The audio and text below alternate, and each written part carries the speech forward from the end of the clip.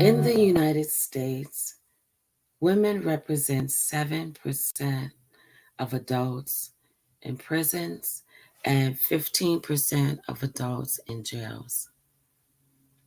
Tonight, I want to talk about the importance of gender specific care. The rates of incarcerated males have declined while the rate of incarcerated women has increased. Correctional institutions are called to action to implement gender specific healthcare needs of women, mental illness, substance use disorders, in addition, sexually transmitted diseases, prior trauma, and abuse, which is high among incarcerated women compared to those in men. And these conditions interface, meaning these conditions compound other conditions and interact one with the other and impact healthcare. And these are various social determinants of health and other medical problems that are prevalent prior to incarceration and exacerbated upon being incarcerated. The majority of women are younger than age 45. What does that mean? That means that they thereby have reproductive health issues and needs that are gender specific. These gynecological healthcare needs among women in jails and prisons are limited and inadequate for those that do exist.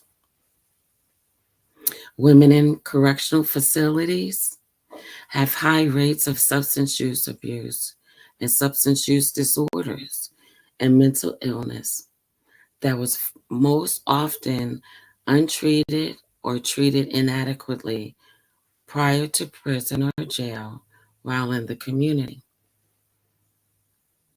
Victimization and trauma among women in the criminal justice system may intensely re-traumatize this population and lead to long life traumatic episodes and long life mental health challenges. Mental health challenges that may be experienced include PTSD, depressive disorders, learning disabilities, anxiety, and substance use. Often, substance use is used not to be criminal, but to medicate situations that are experienced.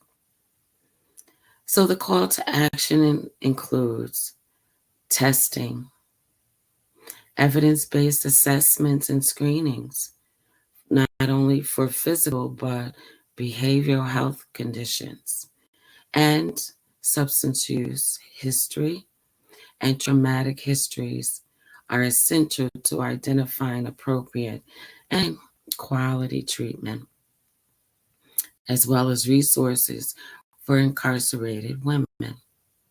This will have a great impact on the women's overall health, well-being, and outcomes of healthcare. Correctional health staff and administrators and all stakeholders are called to action.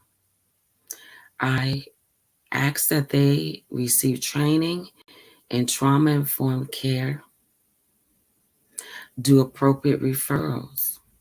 When interacting with a consumer or a client, ask at the front whether or not the individual has an incarceration history.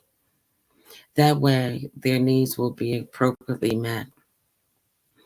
Correctional health care staff and administrators are called to implement gender specific treatment. Thank you. And may this clarion call be met.